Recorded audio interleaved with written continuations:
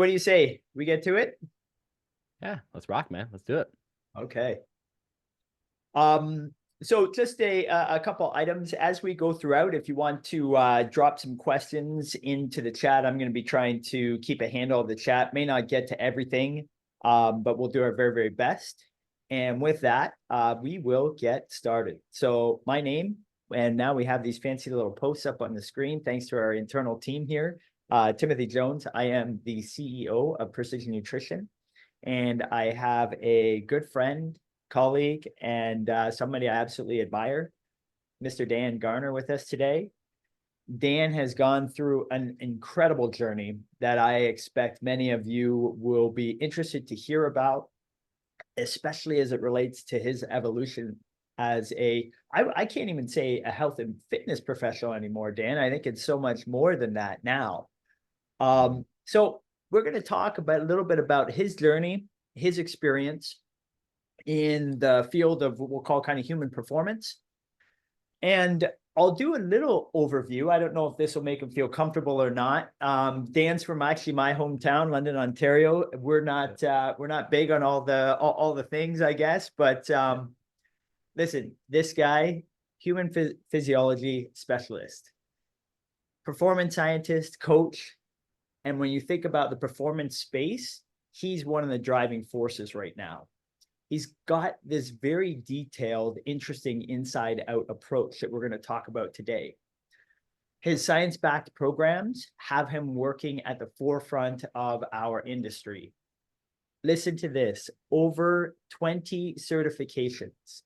This guy tags me every single time PN comes out with something new. He's like, Tim, can I get it? Tim, can I get it? I was like, it didn't even come off the presses yet. It's always. So certifications, expertise in functional medicine, working with all kinds of performance individuals, athletes across UFC, MLB, NHL, NFL, PGA, Olympic, right across the board. And then executives, all kinds of performance athletes, performance individuals, author, creator. He's done a whole bunch of lectures all over the world, has a podcast. The list kind of goes on and on and on. 3 different companies in the health and fitness field, functional nutrition field, the coaching space. We're going to talk about one of the newest ones today. And that's a little bit about Dan. Specifically, we were riffing back and forth on what we were going to do today. I kind of went in one direction, mistakenly on my part. Dan had a very clear direction. He's done this before many times, so we had to figure out how to integrate it. We're going to start by talking a little bit about what the health and fitness coaching landscape looks like. And then Dan had actually prepared a bit of a presentation for you on how to think about what some of these changes in our space mean for you specifically and how you can use them. So we're going to get into a little bit of that presentation. Throughout, I'm going to share a bit of my story specifically on how Dan and his team helped me go through an incredible transformation. And then we're just going to take some questions and answers, and we'll go from there.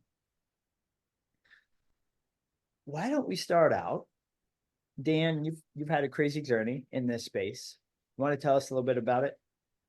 Sure. Yeah. It was a phenomenal introduction.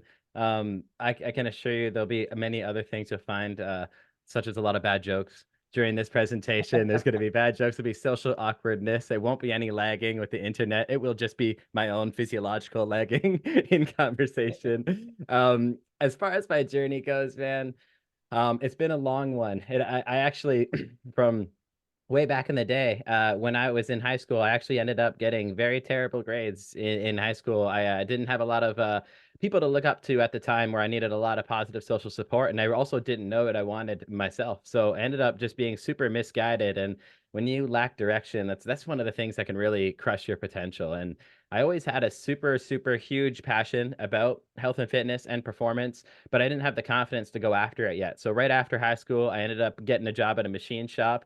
Fast forward about 3.5 years, I was coaching all the guys in that machine shop. I was doing their meal planning. I was doing their programming. I was always answering questions during lunch. I'd been working out since my dad got me a weightlifting set at a garage sale when I was 14. So I've been in the gym lifting weights now for 21 years without taking a single week off that wasn't a program deload.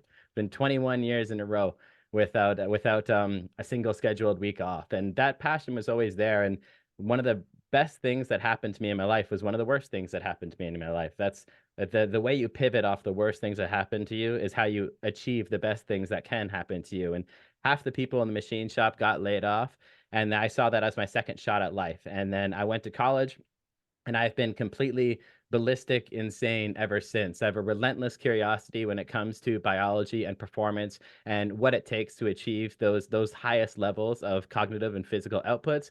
And right after high school, or sorry, right after the machine shop, I while I was in college, I got 6 certifications on top of the full-time curriculum, and then took no break after I graduated, got right into the floor as a personal trainer. And then when I was working in as a personal trainer, like the early signs of the inside out methodology were there because people were coming to me with normal things, like they would have a migraine or they would have issues with constipation or something like that. I did a lot of functional medicine work back in the day, and then I would get rid of somebody's migraine and they'd also lose 10 pounds. I'd be like, hmm. And then I get rid of someone's constipation and they start performing better in the gym. And it's like, there's like this connection here that you are going to perform to the degree that you are healthy. So our ability to actually maintain health, the harder and harder and harder you try to drive this car. I really feel like health is like the structural integrity of the car, and your training intensity and frequency and everything you're trying to do to drive performance is how hard you're going to put the gas pedal down. But if you put the gas pedal down on a bad car, you can only keep it down for so long before that car breaks down. Health is the foundation. That's the integrity. Keeping somebody healthy while they maintain that gas pedal is the early signs that I was seeing, and ultimately what drove me to do a lot of blood work, because opportunities came my way that were beyond my comfort level in terms of being able to making sure things hopefully worked out. A good example I can think of where things really struck me was working with Michael Bisping in 2014, or sorry, 2015 for a world title. And, this guy, he had worked his way all the way up to the top of the ladder for 20 years, fighting in a cage. And then if I mess that weight cut up, that's my fault. That weight cut's gone. So like the my job became very high pressure, high reward. But how did I relieve pressure? Become objective. And how did I attach objectivity to that's inside out methodology? Lab work, blood work. I want to remove bias from the process. I want to have confidence in my decision. I do that with objectivity, with blood work in a high performance manner. That's like a little bit of the early days and how that methodology came to be and how it was forced upon me. It wasn't like necessarily an idea. I was observing things happening on the floor as a personal trainer, but then the idea became forced on me when I was put into high pressure situations and needed to make correct decisions, or else hundreds of millions of dollars were on the line. Wow. So what would you say as you kind of went through that journey? You're in the machine shop. I actually didn't know that, by the way. That was the first time I heard that part. So you're Yeah. in the machine shop to coming now where you're looking at incorporating objective measures coming from blood tests.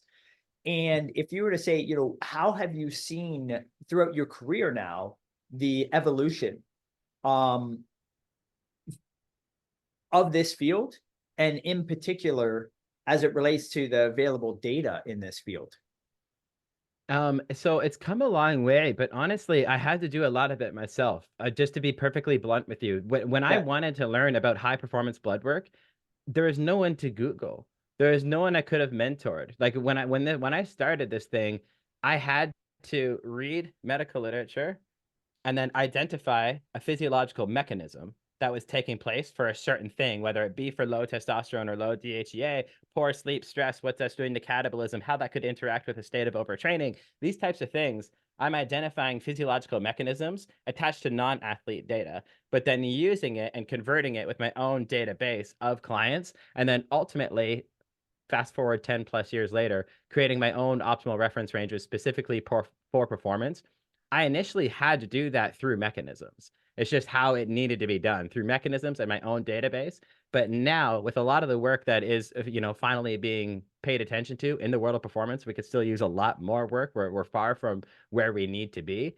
But that's a big part of my mission now, is to not just consume science, but make sure when I leave this industry that I have a net positive contribution to science. I don't want to consume more than I contribute. That's my main goal now, and that is in the world of human performance. Got it. So you talked a little bit about this in inside out approach. How would you compare, contrast that with the traditional coaching methods that are found in the industry? Well, I think a lot of coaches and people can run into a really dangerous cyclical pattern of being that is not illogical. That's like the most insidious part of it. Okay, so what do I mean by this? If you have a low CO2 or a bicarbonate, it'll be CO2 on a US blood work panel. This is the most basic panel, by the way. It's a complete blood count or a comprehensive metabolic panel. This is like a part of a yearly physical. It's like $20. If you have a low CO2, this is functionally related to being slower and weaker. So not in a petri dish, not because we're creating mechanisms. No, it's actually functionally related to being slower and weaker. So 1 rep max strength and speed is going to reduce. If I was somebody who desired speed and strength, my logical pattern of thought is, okay, I'm going to add strength training to my program and I'm going to add speed work to my program. My coach would agree with me. Let's add more strength work and let's add more speed work. That's logical. But the problem is they have created an outside in solution for an inside out problem. You had an inside out problem. So currently, your training program will be limited in its capacity to provide a quality stimulus and therefore limited in its ability to provide a quality adaptation, not because there's anything wrong with your mindset or your training program, but you simply didn't have the biochemical foundation to maximally adapt to that program. That's a huge difference from traditional coaching to actually having an inside out methodology. When you marry the outside in to the inside out, that's when you're getting the best of both worlds and therefore getting world-class results. Got it. Got it. Got it. So I'm going to just take a quick pause here for a second. Not unsurprisingly, I'm starting to see some questions about scope of practice, and for the entire group, we're going to get into that because definitely there's that's a question that comes up quite a bit. And for everyone who's wanting to ask questions, there's two different spots. If you go to the bottom part of the bar there, there's a Q&A spot. If you could put them in there, it makes it much easier for me to see and put them all together. When they're in the chat, because there's so many things coming through, it's tougher for me to find. One of the other key things I'm going to call out here is we're going to talk a lot about kind of high performance and working with high performance athletes, et cetera, et cetera. But Dan, how would you think about this as at PN, we have level 1, level 2, level 3 clients. You're talking kind of level 2, level 3. But I think there's certainly applications here to level 1 clients. How would you think about that? How would you coach some of our coaches to think about that as it relates to your work? I think your thinking model should still revolve around high performance. This is my opinion, because when and it's actually a false narrative that somebody puts in their own brain when they listen to me. It's like, okay, he works with athletes, he's talking about performance, he must be talking about a 25-year-old UFC fighter. And that's not true. A performing physiology is a physiology that is in the absence of constraints. So that carbon dioxide example that I just provided, that didn't need to be Sean O'Malley, one of my current UFC fighters who's the world champion. That could have been anybody. So I think performance is defined by what you want to perform in. And that's a really important thing to understand, is that a high performance physiology, when you know how to get somebody performing better, if they want to be a better dad, they want to be a better mom, if they want to be a better friend, if they want to have better workouts, if they want to be more productive at work, if they want to get rid of their brain fog, I don't care what it is. I'm going to increase the performance potential of your physiology. And when I do that, it's like I'm winding like a toy. I'm winding you up in your back, and then you can point that performance in the direction that you want to point it in. So when I started, and to this day, I'm not only working with world championship UFC fighters, I am working still in lots of times in the functional medicine space. And you know this through Rapid, Yep. Tim, that I do a lot of that stuff still, but it doesn't change my model of thinking. I want to still, okay, what does the best physiology look like? What does this person's physiology look like? What tweaks can we make based on their agreeable adherence? This is kind of what level 1, 2, and 3 comes in. What tweaks can we make based on their level of adherence that still move us towards what this physiology looks like? So it becomes a more simple thing. I know what I want them to be, but I'm going to meet them where they're currently needing to be met with respect to adherence. That's Yep. just dependent upon my client assessment. If I want them to do more than they're capable of, then I'm a bad coach. I'm not an advanced coach. I'm a Yep. bad coach. Yep. Yep. You need to meet them where they're willing to be met, but never losing the barometer that high performance should still be the ultimate goal, because they're able to point that in the direction that they want in their lifestyle or their sport. That's a fantastic way. I actually never considered put the idea of performance being according to the client and what performance means to them in that specific. And it can be a grandparent just simply wanting to pick up their child. That's high Right. performance. Very Yep. very interesting.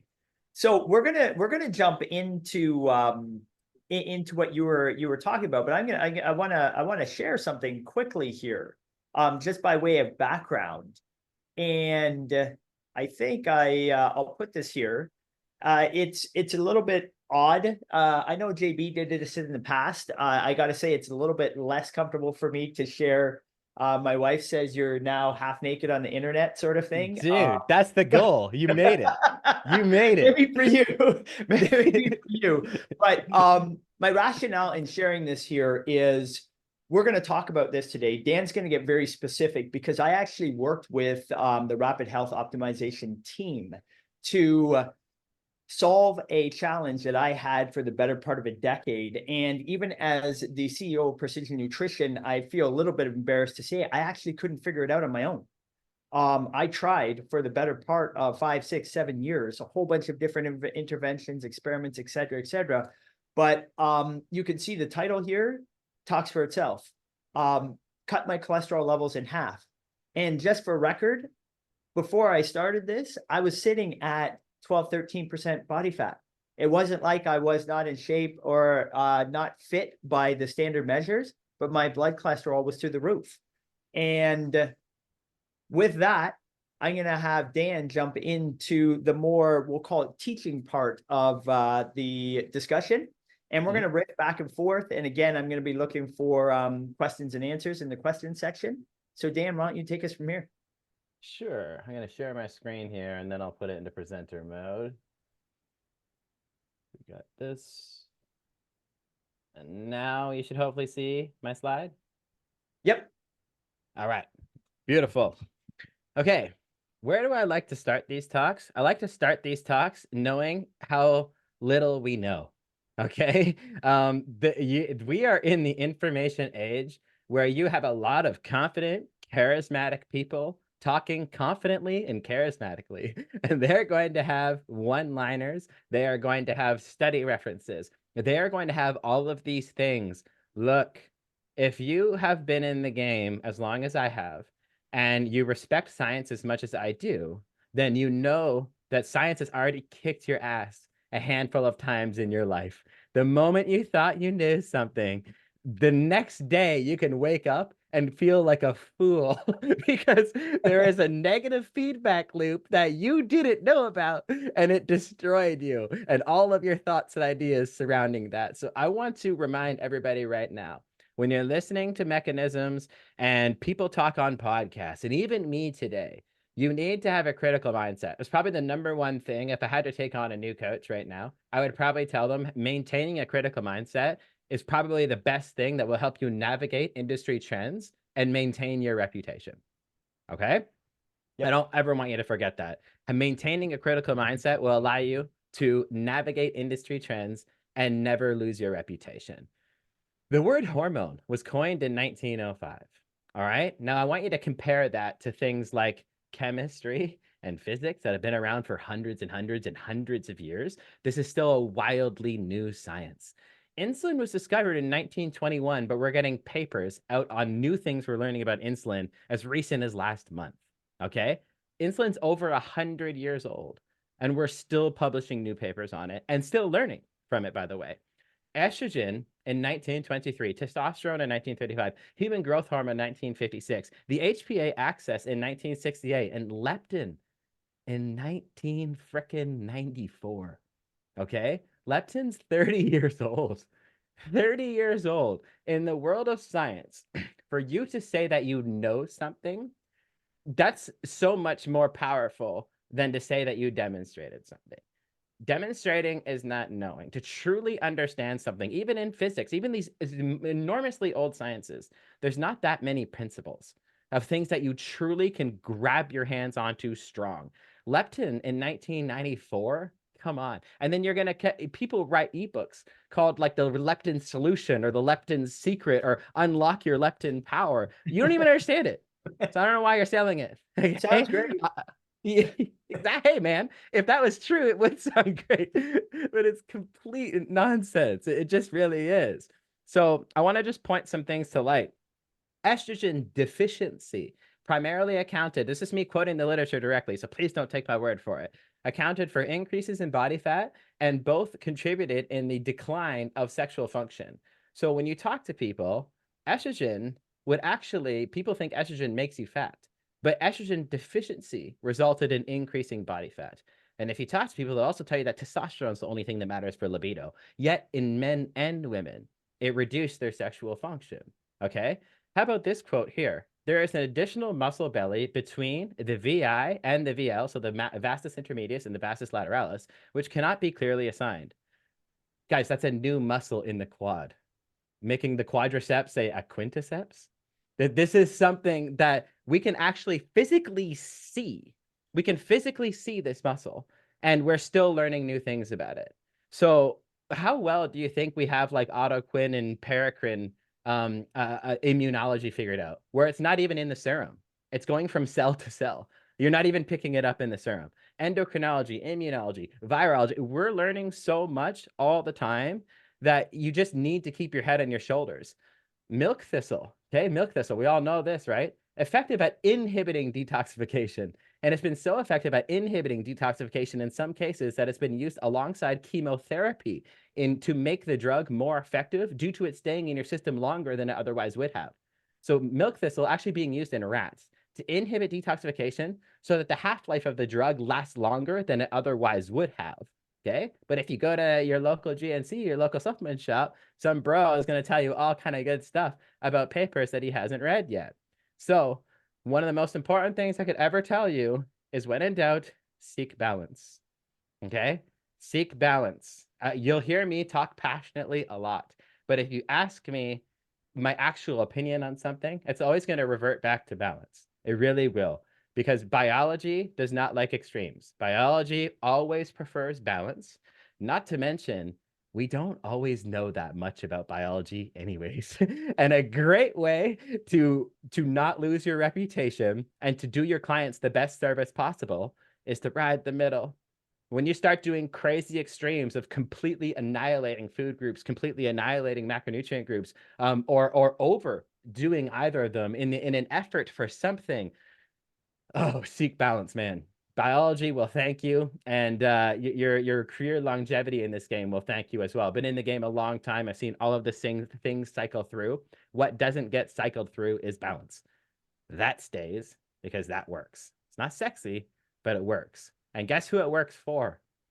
The best people on the planet, okay? I have worked with some of the best performers in the history of the world. And that's a demonstrable fact. I've worked with many world record holders. So people have never been better ever than the people that I have worked with in their specific craft. And in many different ways. You see right in the middle here, Sean O'Malley. There's a very popular UFC fighter. He's one of his main UFC superstars right now. He contacted me about 5 years ago, unranked. All right, unranked with about 60,000 Instagram followers. And fast forward 5 years, we've done 10 fights together, 10 victories. He has 2 title defenses and over 4 million Instagram followers now. Shay McClellan in the top left, we did a Super Bowl together. This guy here, Jasper, in the middle left, this guy is such an amazing hard worker, but I love bringing his story to light because I did his training in nutrition and supplementation when he was still in school, all the way up until he got his first NHL contract. And then he sent me this picture of him holding the puck for his first NHL goal. Like these things, this is balance, you guys. This is what balance looks like, by the way.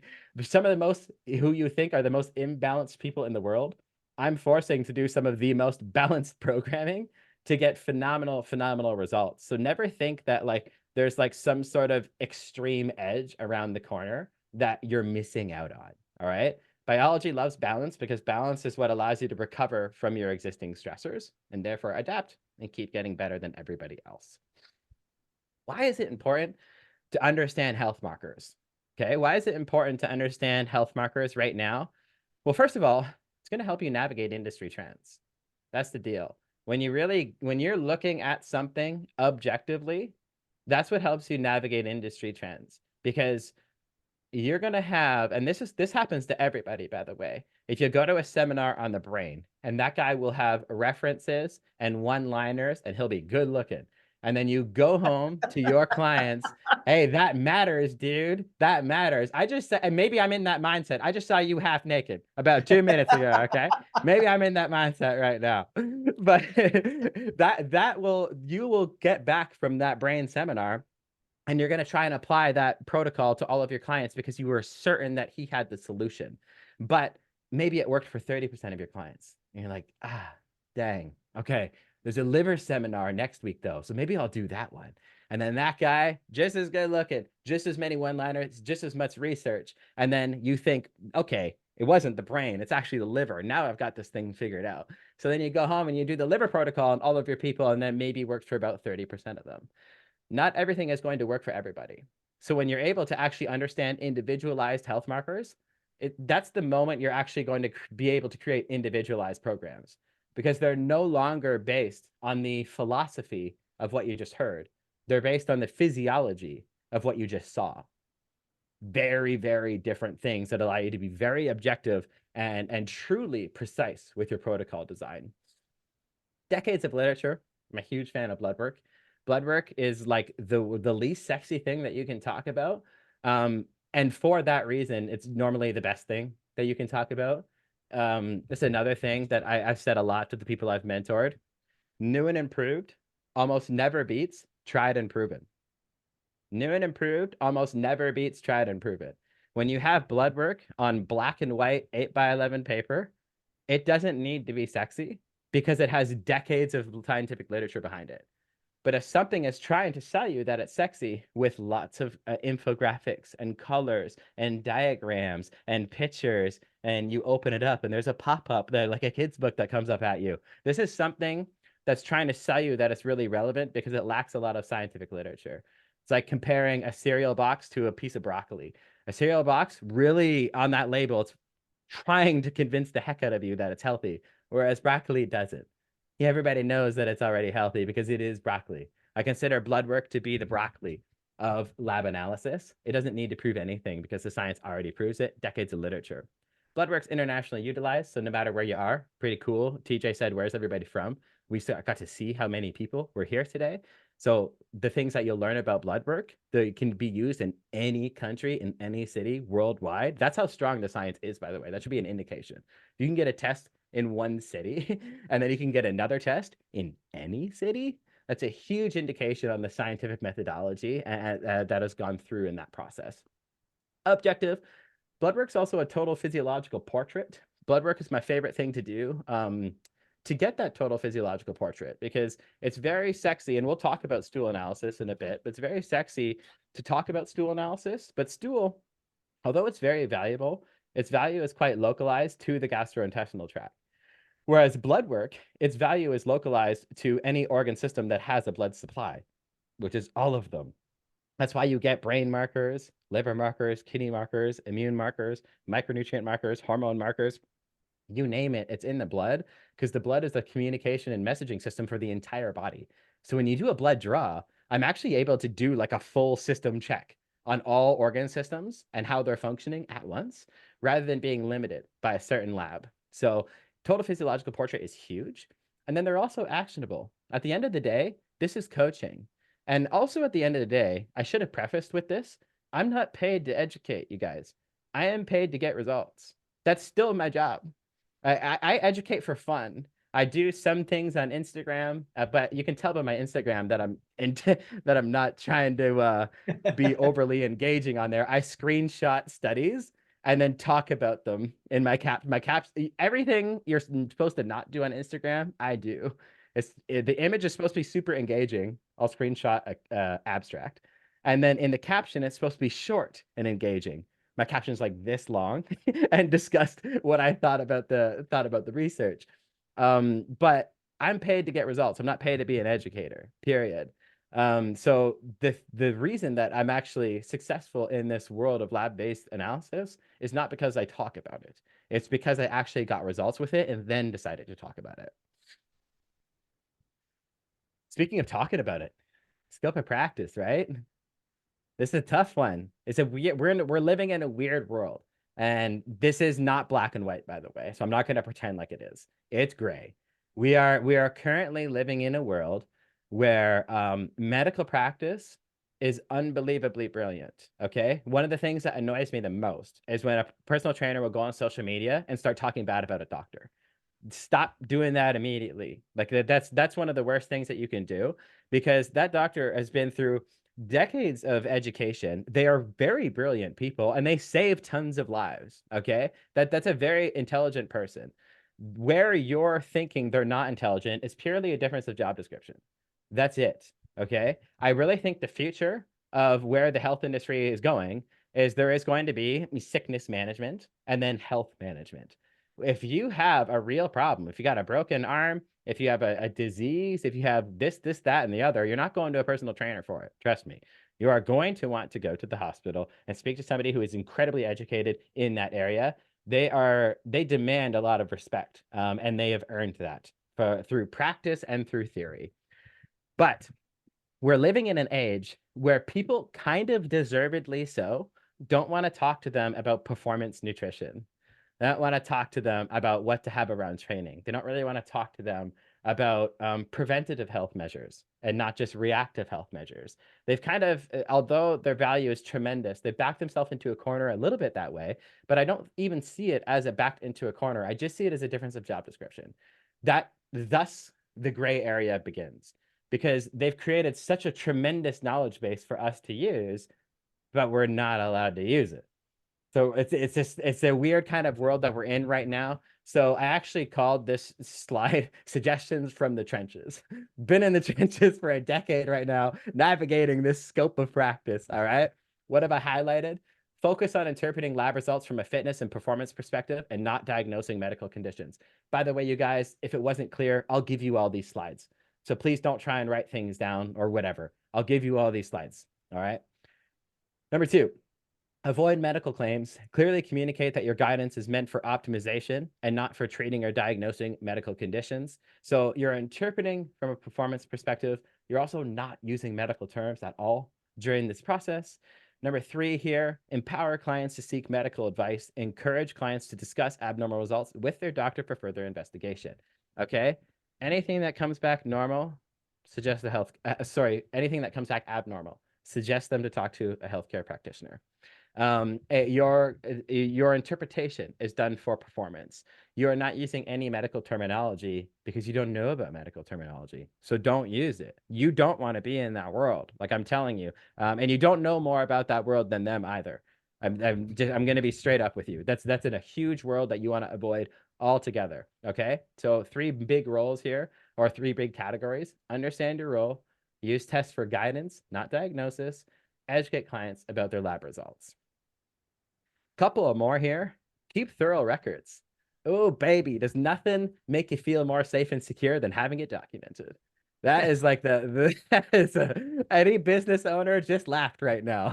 Anybody just, they got a good smile out of that one, because ain't it the truth? Document your recommendations and the reasoning behind them. All right. If you're able to do that, you're putting yourself in a good position, A, to protect yourself, but B, to rationalize yourself. You should have a reason for all those recommendations, and it should be damn good. Okay, that's going to be one of the most educating things that you go through. This documentation process is not just a document for the sake of protection, it's a document for the sake of progression. All right, have both of those in mind when you're doing this type of thing. Last but not least, continually educate yourself. Regularly update your knowledge on lab testing and its application in fitness to stay current and competent. All right, lots of more points on these. I'll let you guys read these slides later. I just wanted to highlight the ones that I thought were most important. Number one, keep thorough records. Number two, stay informed and updated. All right, what does this mean? It means I'm talking to the guy, you know, who did a certification 30 years ago and then still talks about what he learned that day. You don't want to be that person, and you especially don't want to be that person in this world, because the world will eat you alive if you do that. All right. Oh, Dan, I'm going to just pop in with something. Yeah. Like my experience as it kind of relates to this here. So for me, when I went to work with Dan and the team, I knew from lab testing that I had high cholesterol levels. I had spoken with a physician about it, and you'll hear physicians commonly say, exercise, nutrition. They've at least got to that spot. They don't really say sleep and stress yet. You know, some are, but by and large. And so moving forward and working with the team was very seamless in that sense that we already knew what we were looking at and what we were trying to do in terms of the outcome. Dan and the team weren't saying, hey, maybe you should try a statin first. That was for the docs to do. And so you'll see in so many recommendations,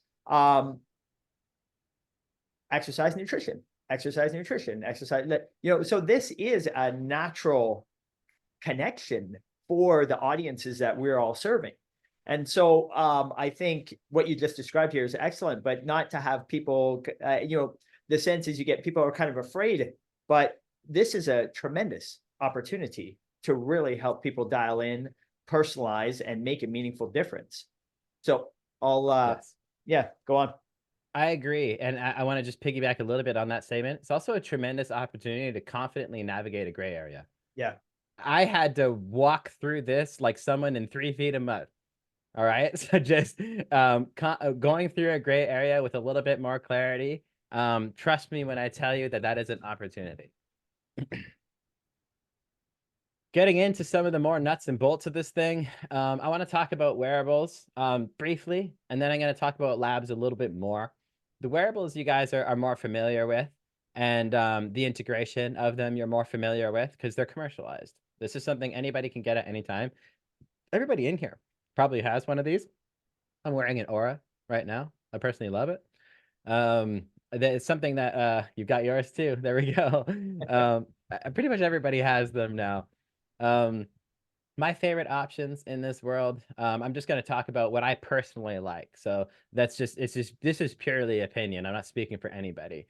Aura, I like it for sleep. I think it does a great job at that. I like it for step count. That's an important metric for me as a coach. I really like to track step count in my clients for a variety of reasons. And then it's also decent at HRV, to be honest. Morpheus from Joel Jameson, I think that's a superior option for HRV. I primarily use Aura for sleep and step count. The readiness is kind of like whatever. Readiness is so subjective. It's unbelievably subjective. And when you say sleep, do you mean the sleep score, or do you mean specifically, you know, time you went to bed and consistency of sleep? Sleep score and awareness of sleep score. I don't think it's a very good coaching tool. I don't think that anybody's actually using Aura to be coached. I could be wrong. In my experience, that's not the case. They usually look at Aura for their report card. And that's what creates change. Them seeing, okay, I need to talk to my coach about why I got a sleep score of 67 last night. Gotcha. I like Chronometer to track your meals with. I know there's a lot of different meal trackers out there, but this is actually more thoroughly vetted for accuracy. So if you're getting 4 ounces of chicken from a certain company, it's actually being uploaded in a more vetted process than the ones that are just more publicly available. So you're getting a more accurate actual reading. But I always thought this was cool. So you're getting a more accurate reading for calories and macros. It's more accurate, but that's not like that sexy or cool or whatever. What I like about chronometer is their attention to detail and micronutrients. Micronutrients, man, they've been such like a big thing for me in my career. Um, One thing that I like to talk to my coaches and my clients about is I'll say calories regulate your body weight, macronutrients regulate what you look like at that body weight, and micronutrients will determine how you feel at that body weight. Because calories, if you're getting 2,000 calories from crap or 2,000 calories from good food, you're going to be at the same body weight.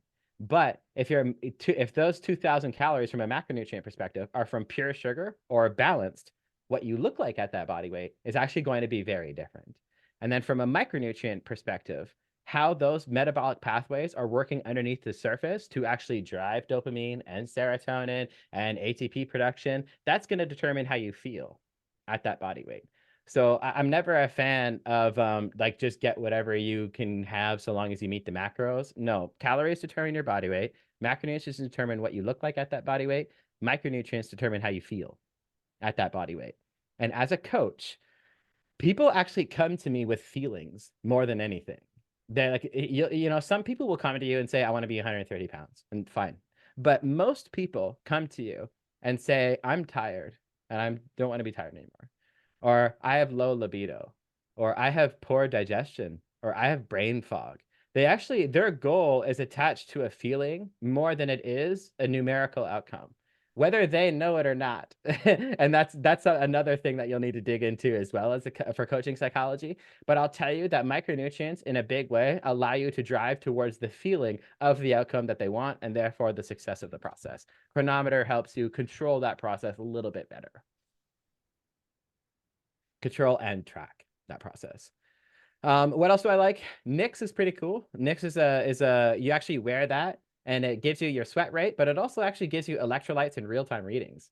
So you actually be able to determine your own like personal sweat composition and then adjust your workout nutrition for it. So that's pretty darn cool. And that's actually something that I have found valuable. You might be, now you won't be able to see it with this camera view, but I have one right here. And you get real-time readings on it, which is also pretty darn cool.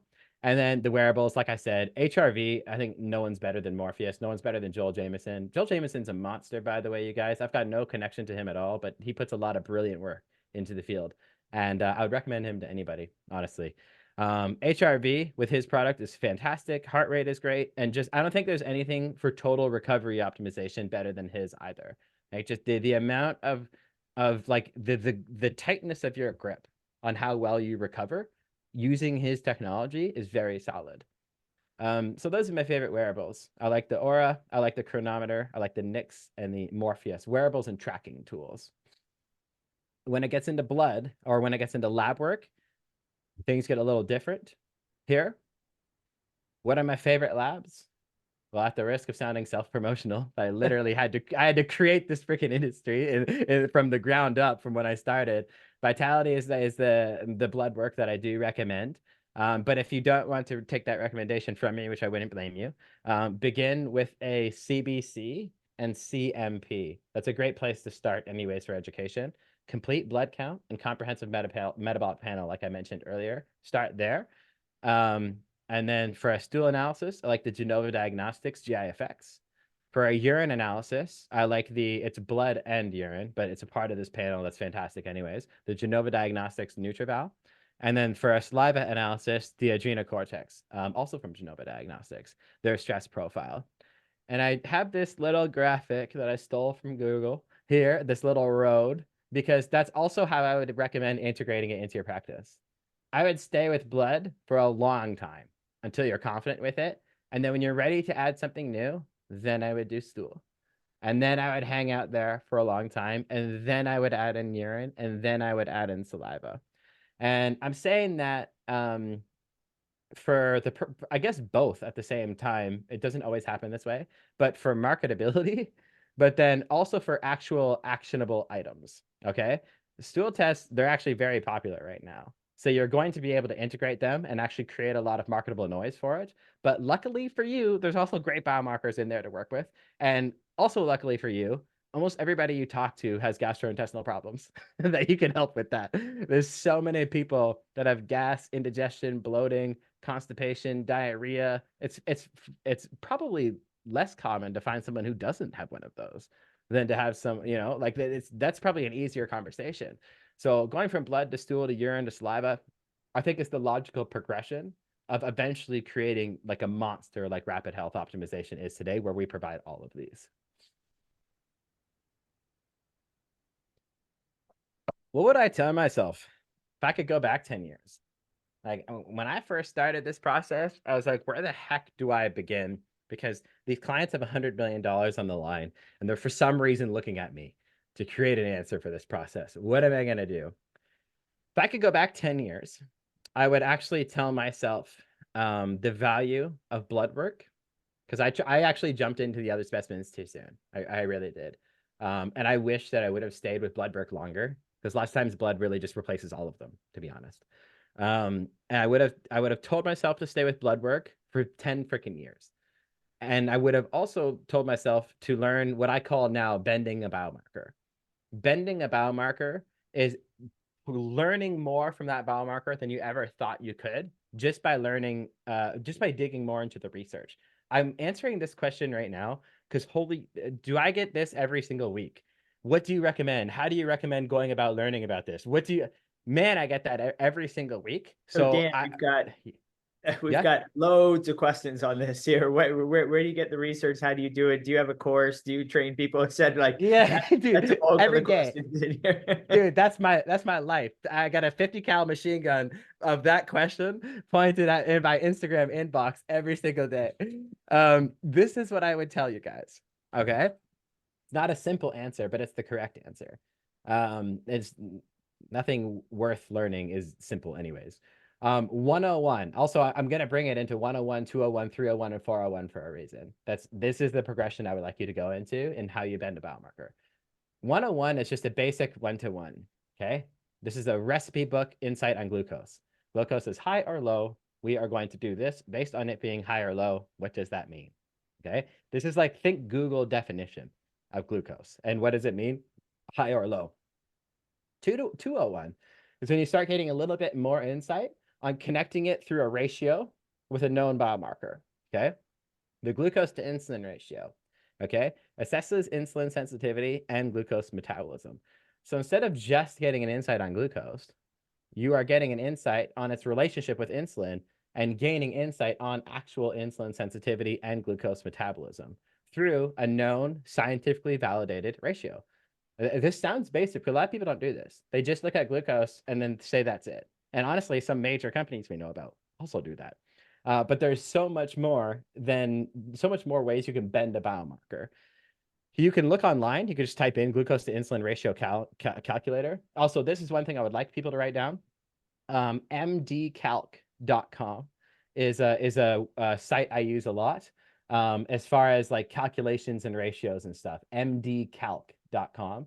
It's just free to use calculators. You can type in any lab ratio or whatever it is, and they'll just auto calculate it for you. Easy resource. Okay. 101 is biomarker, 201 is a ratio. 301 is a calculation. Okay.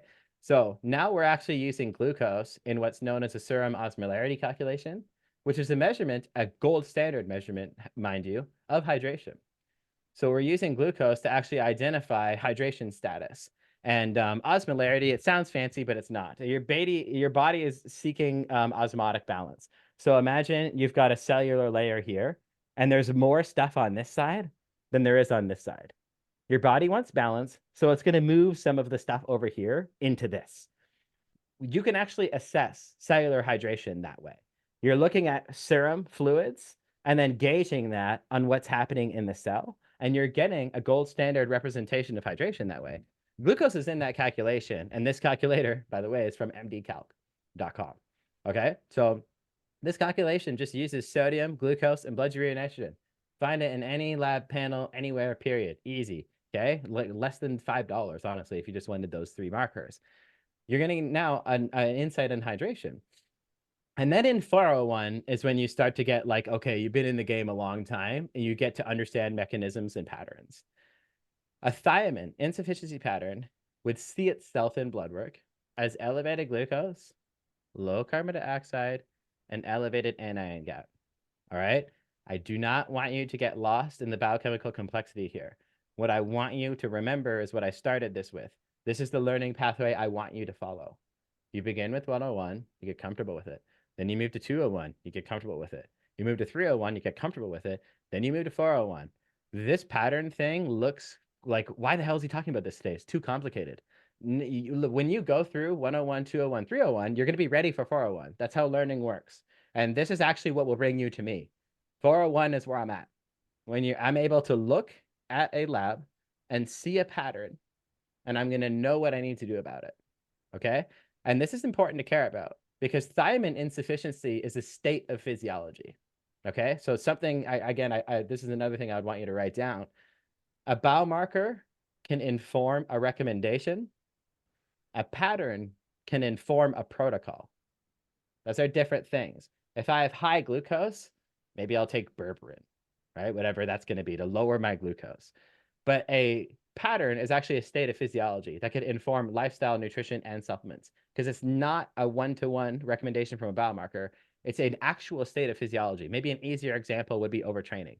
There is a pattern of overtraining if somebody has low testosterone, low DHEA sulfate, elevated sex hormone binding globulin, elevated cortisol. You could attach those all on a one-to-one basis, or you could know that that represents a state of overtraining. And now you actually can move into an overtraining full protocol. All right. Biomarker informs the recommendation. A pattern informs an entire protocol. What can we learn from this? Well, abnormal glucose levels lead to energy crashes, fatigue, inflammation, and overall impaired performance and recovery. So the one-to-one is actually still very important. 101 is still very important. It's still very insightful. And by the way, the performance ranges that I've taken over 10 years to develop, I'm just giving you them in this example here today. 75 to 85 performance range for glucose to insulin ratio. Now we're actually getting insulin sensitivity, and they're going to perform better due to higher quality cellular management and enhanced uptake for recovery. So they're actually getting better energy management for their training, but they're also getting better recovery due to more nutrient uptake. They're getting the performance ranges between 10 and 20 for that. So our 101 and our 201, moving into 301, this is a gold standard for hydration status.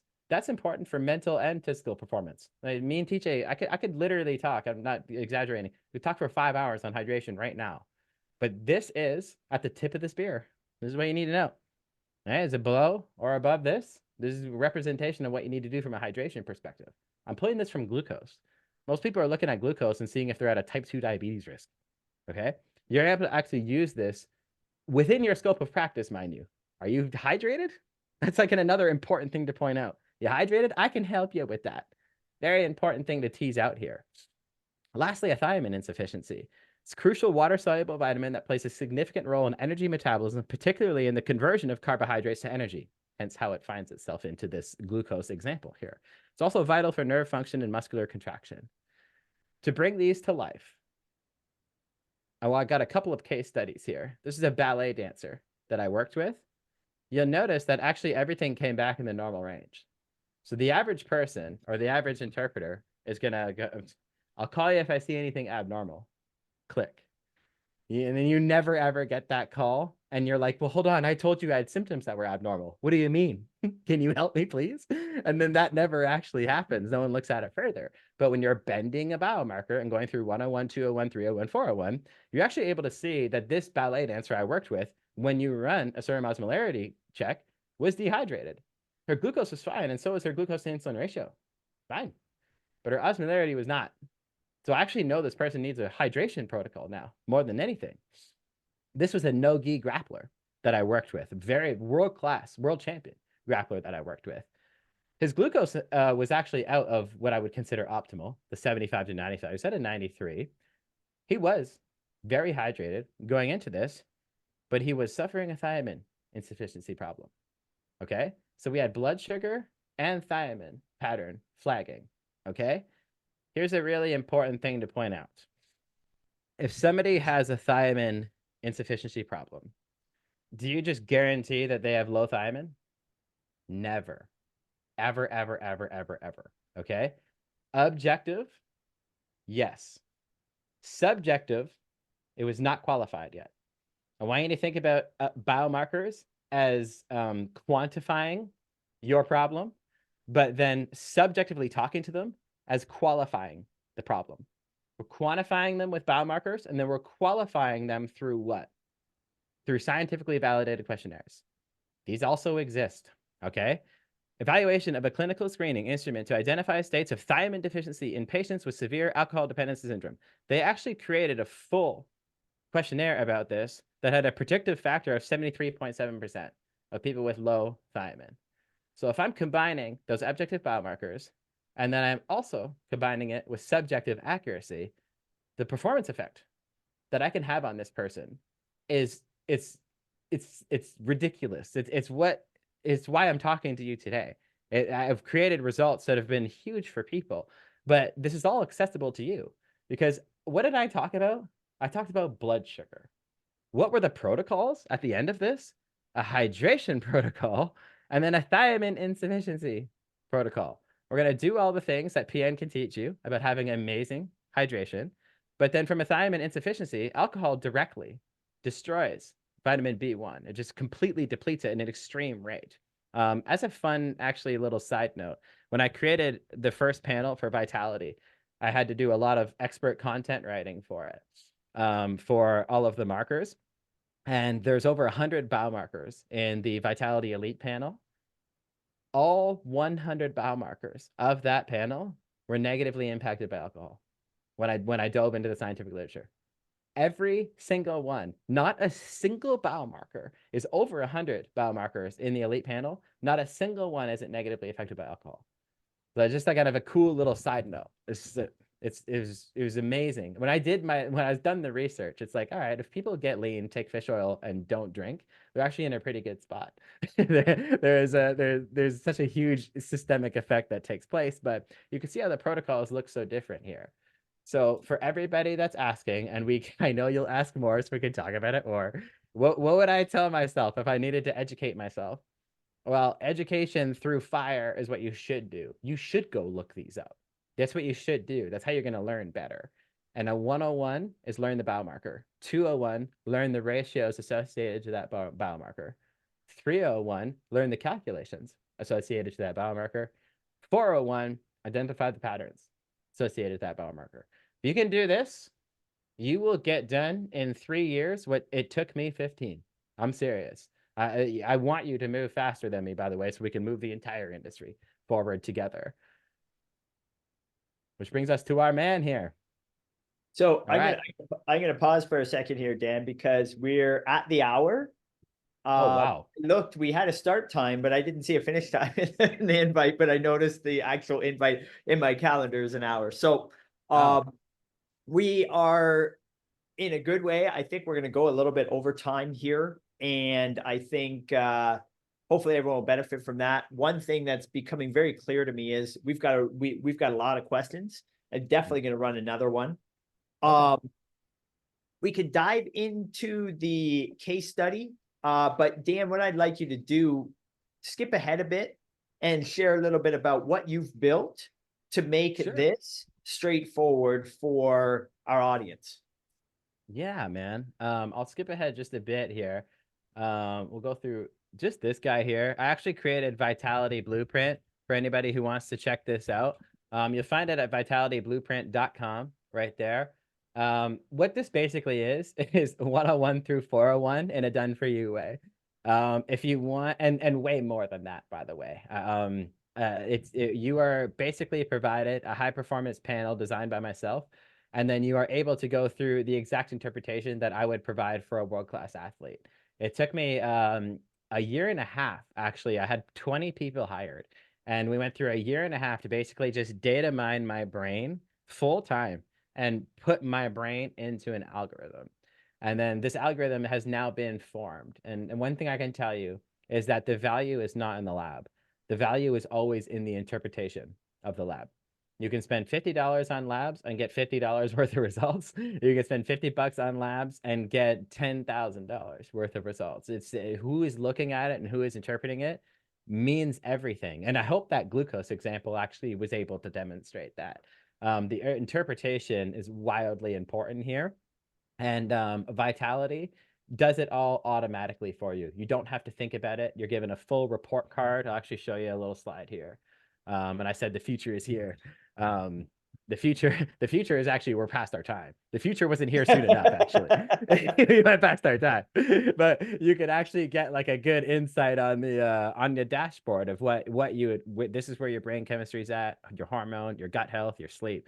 Sleep was poor here, so you're going to be given a performance plan associated to it, among many other things. You're basically going through the scalable version of what was previously only reserved for professional athletes. So if anybody has, I won't to talk much more on it here, but if you guys ever have any questions. Hold it there for just a second, Dan. It's Yep.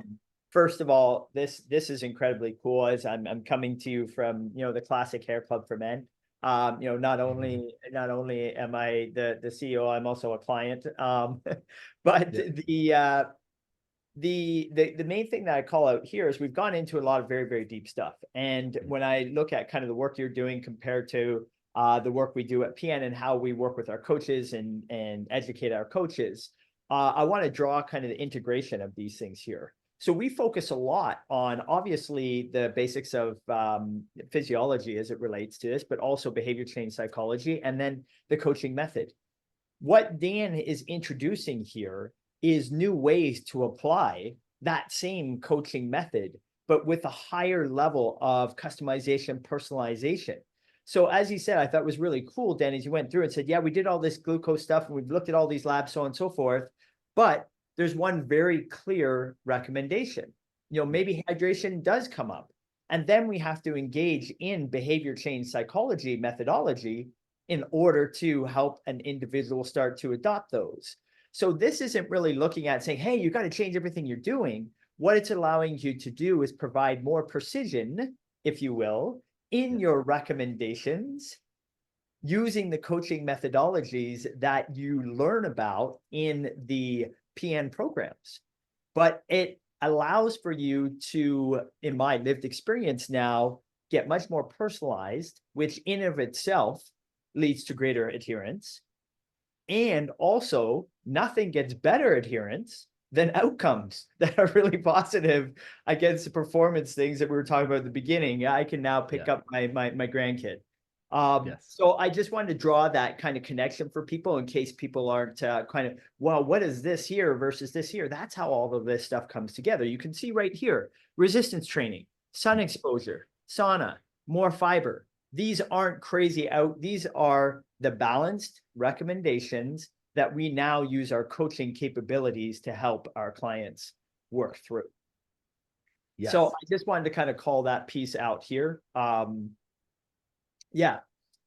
That's an important point to just kind of hammer home here. It's like that lab work, labs take out the guesswork. So you get adherence a little bit sooner because, like you said, nothing is more motivating than getting results. And when you do labs and you're more precise, you can actually use your excellent coaching methodology to better use by doing the right biochemical thing the first time. You're doing the right biochemical thing the first time so that your coaching can really shine through. And that adherence is just going to be a natural byproduct of them feeling better sooner because the right thing was done the first time. Yep, absolutely. So here's what we're going to do. I want to respect people's time. I know a bunch of people came. I know you and I can riff on this forever. So I'm going to commit to having a additional webinar or series of webinars where we go through the rest of this stuff. I'll go through my case study a little bit more. I know you have a ton of different things. What we're going to do is kind of put, now that everyone's been here, I've got the whole list of questions that everyone was asking. We'll put questions out to the group and we'll make this one more of kind of a Q&A style. And we'll have a lot of fun kind of learning about this stuff, figuring out how we can better help our clients really make meaningful changes in their lives. I have a surprise for everyone, but I'm not going to announce it right here yet. But Dan, you're going to check your emails and we'll do this with the next webinar invite. Dan has offered and put up one of the vitality blueprints for a group, for a lucky individual in the group. And so we're going to be running a draw for that. And then there's a lot of questions about how these guys coach. Can I learn how these guys coach and what they do? And he's also they're educators as well. And so one of the biomolecular athlete courses we're going to provide. And I think those are the two main things. And of course, I'm the CEO of PN. I have to say this. We've got our certification coming up next week. So if you love this stuff, you love the people we work with. Dan is one of our phenomenal graduates amongst a whole bunch of, I think we're over a couple 100,000 now, phenomenal graduates. Join the crew. We do awesome work. We love what we do. We make a big difference in people's lives. Get that cert. Yes. Yeah, 100%. Dan, closing words. Oh man, closing words. This is what I'm the product of right now. I went through level 1 and I went through level 2. I've loved precision nutrition since way back. It's one of the ones I did during college, during that story that I kind of breezed over. It's one of the certifications I did in college at the time. And I've never left the organization since. I've done everything here. The PN Academy, bugging TJ for anything that comes around, and JB and KSD during the time. Everybody, it's been over a decade. So then I was able to just kind of combine that with some of this blood work stuff, and then yeah, I couldn't recommend either process more for creating real change in people's lives. It's been a very, very rewarding process combining these two. And I hope everybody comes to the next webinar. Let's talk shop and do Q&A and have fun. Giddy up. Everyone, have yourself, wherever you are in the world, have yourself a fantastic rest of the day or morning or night or whatever it may be. And we'll see you again soon. Cheers.